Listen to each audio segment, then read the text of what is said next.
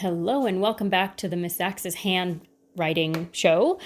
Today we have, oh no, it's another test, the second derivative test. So you're not really taking a test, just like with the first derivative test. You are using the derivatives to test points and to draw some conclusions. And so there's some things you need to know. You need to know that if a function is concave down, so like sad parabola, then guess what this point is? There's a maximum. You probably already know that because you did this with the first derivative test. Whoops, that's a few too many things on that M. There we go. And if a function is concave up, happy parabola, then you have a minimum. There is a minimum. Just because we're in quarantine doesn't mean we should forget our grammar. Okay, so if a function is concave down, you have a maximum, and concave up, you have a minimum. And that makes sense because if you have a sad parabola, if something opens downward, it's the vertex there is the highest point.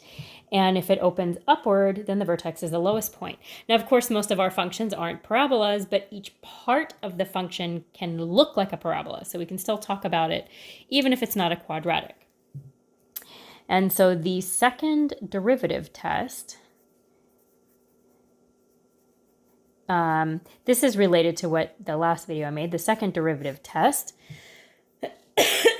says that if f double prime at c is a critical value, if it's greater than 0, then we know that means that it's concave up.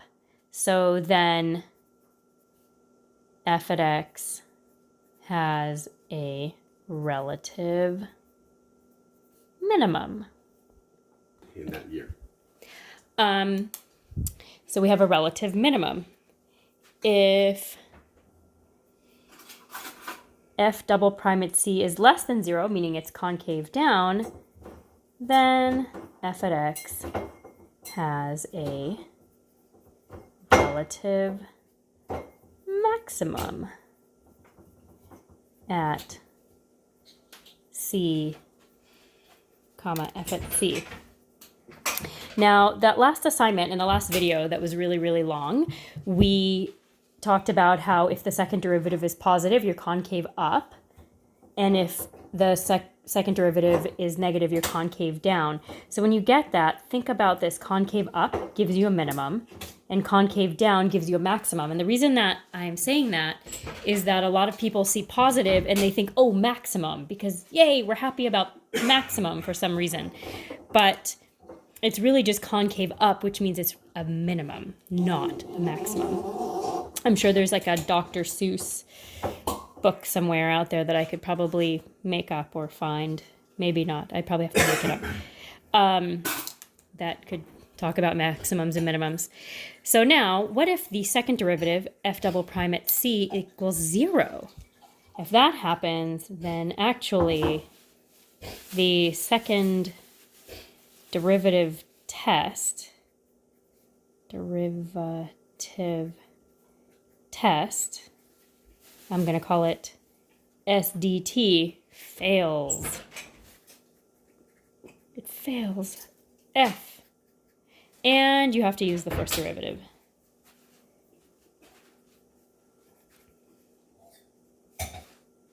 And all you're doing with the first derivative test is checking to see where it's increasing and decreasing and if there's a change. Often when the second derivative test fails, it's because you don't have a maximum or a minimum there, but not always. Every once in a while, there's some example where second derivative test fails because there's not really a point of inflection. For example, with parabolas where there's no point of inflection, but there's still a maximum or a minimum. Most of your homework problems are not going to have this. They're going to have something that works really nicely, that it's going to not fail. But occasionally it does. I am going to do one example where it does. And so I want to tell you what the steps are. And I'm not going to take all of them. I'm actually going to make a table to summarize things. But what we're going to do is find the critical numbers. That's the first thing we have to do. Find the critical numbers. That's your C. And of course, we do that by finding the first derivative and setting it equal to 0 and solving. Then we're going to take the second derivative and we're not going to set it equal to 0 and solve because we're not finding points of inflection. We're actually going to evaluate the second derivative at the critical numbers.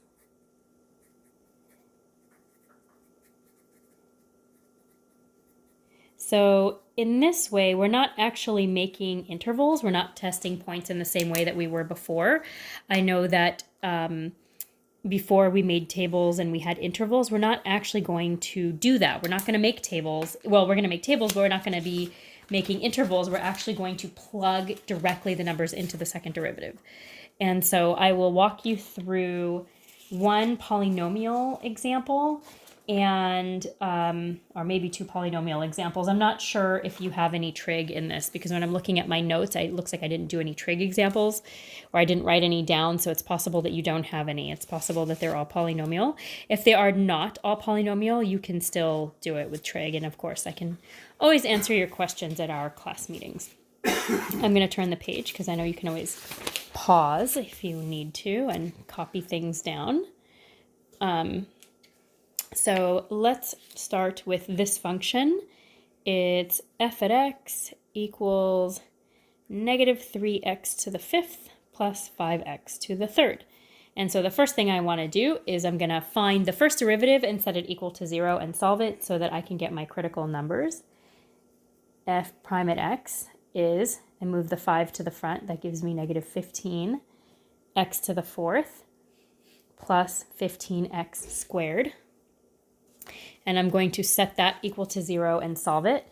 It factors really nicely. I believe that your polynomial functions all are going to have some nice factoring in it. It's where factoring keeps coming back. It's why we make such a big deal out of factoring in Math 3 and in Math 1. And basically for your whole life, probably all your math teachers have been talking about factoring. And so I'm going to factor. I can actually take out a 15x squared or a negative 15x squared out of both because this is a negative and that's a positive. That leaves me with x squared minus 1 equals 0. And then I set each of these separately equal to 0 and solve. If I divide by negative 15, I get x squared equals 0. And if I take the square root, it's still 0. Here I'm going to add 1 to both sides, and I get x squared equals 1. And this is where I want you to be careful because a lot of you forget this part. When I take the square root, it's not just 1, it's plus or minus 1 because it's squared. 1 times 1 is 1. Negative 1 times negative 1 is also 1. And now I'm going to test some points. I'm going to find, oh, sorry, not yet. I'm going to find the second derivative, and then I'm going to test some points. The second derivative is negative 60x to the third plus 30x. And I'm going to plug these points in. I'm going to write point. I like making tables. I find it to be very easy. I do a test, and then I'm going to make a conclusion. And these are 3 points, and so I'm just going to plug all of them in. And even though we should all be able to do this by hand, if you really want to use a calculator, I'm not going to hold it against you. I'm going to list them out in order from smallest to biggest, negative 1, 0, and 1. I'm not making intervals. I'm literally just plugging them in to the second derivative. Negative 60 times negative 1 cubed plus 30 times negative 1. And I just figure out what that equals. Negative 60 times 0 cubed plus 30 times 0. We know what that's going to be. Negative 60 times 1 cubed plus 30 times 1. I'm just plugging in those numbers and figuring out what they equal. Here, I know it's just 0 because I've got 0, 0, 0, 0, 0. Here, negative 1 cubed is negative 1 times negative 60 becomes positive 60. And so I have 60 minus 30 is 30. It's a positive number. Here, this stays negative 60 plus 30. That's going to give me a negative 30, and that's a negative number. And so I have one positive, which tells me that it's concave up, which means I've got a minimum. We call it a relative minimum because, of course, we know these functions don't have any absolute maximums or minimums. And if I want to know what the y-coordinate is, I would plug it into the original function and find that out. 0, wait a minute, this fails, right? It equals 0. It fails. No. Well, it means I have to use that first derivative test. It means I have to set up an interval. And the interval is going to be between these points, between negative 1 and 0. Let me write with a slightly darker marker. It's going to be between the critical values. Some point between negative 1 and 0. I'm going to plug that into the first derivative. And if I plug in negative a half, I get negative 15, negative half to the fourth plus 15 times negative a half squared. This is going to be positive. This is going to be positive. I can also use a half to the fourth plus 15 times 1/2 squared.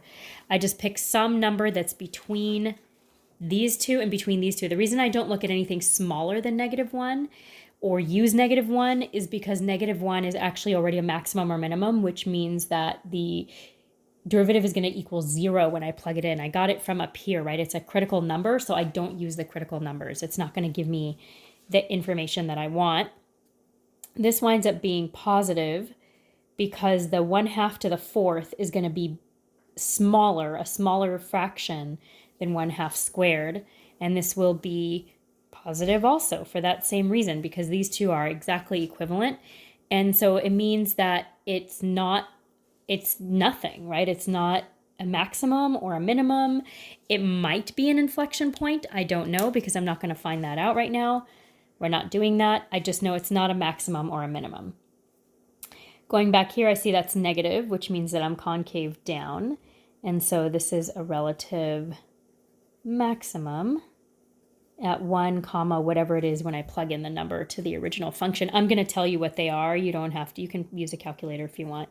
These are what they are. And so probably what this function looks like, 0 might be an inflection point. I'm going to go out on a limb and say it is because it's positive on one side of it and negative on the other side of it. And I know that I've got some relative minimum at 1, negative 2, and a relative maximum at 1, 2. And so the graph looks something like this. And then it probably comes back down again somewhere. Probably looks something like that. You can graph it on Desmos if you want to see. And of course, I'm going to write my sentence answer f at x has a relative max at 1, 2 and a relative min at -1, -2. And we don't care about the 0 right now. When we do curve sketching, we'll figure it out. I can say that there is no maximum or minimum at x equals 0, but I actually don't even need to mention that right now because we're just looking for maximums and minimums. So if it's not one, we're not going to talk about it. I want to show you one more that doesn't have one that doesn't work, one of these. I'm not sure if you actually have these in your work. I cannot remember. It's been quite a while since I've really looked at the actual homework. I mostly just look at some random problems that I do here or there or that I find on the internet. And so I'm not looking at the actual book assignments. Let me do one more. It's also polynomial. And then this one's going to go a little bit faster. And this one is not going to have a point that fails. I'm going to find the first derivative. I have 2x to the fourth minus 16x squared. The first derivative is 8x to the third minus 32x. When I solve it, I get 8x on the outside and x squared minus 4 on the inside. And then if I set each of them equal to 0, I'm going to wind up with x equals 0 and x equals plus or minus 2. Don't forget the plus or minus, because when I add the 4 to both sides, I get x squared equals 4. It's plus or minus. Don't drive your teacher crazy by forgetting the plus or minus. It's not nice. I'm going to take the second derivative. That gives me 24x squared minus 32. And then I'm going to set up a table where I'm just plugging in these points and testing. I'm plugging in -2, 0, and +2. And I plug them into that second derivative, and I just test. The part that people have a hard time with this is they either forget to find the critical number, or they find the critical number but forget to plug it into the second derivative. If I plug f double prime at -2, is going to give me some very big number here, because it's 24 times 4. What is 24 times 4? That's like 104. What is it? 72 plus 24. 96. So I have 96. That's definitely positive. That means it's happy. And when I plug in 0, I'm going to get 0 minus 32, which is negative. Sad. Actually, it's not necessarily sad. There's nothing wrong with being concave down. And when I plug in a 2, I'm actually going to wind up getting exactly the same thing as when I plugged in -2, and that's going to give me a positive. And so I have concave up and concave down. And so my conclusion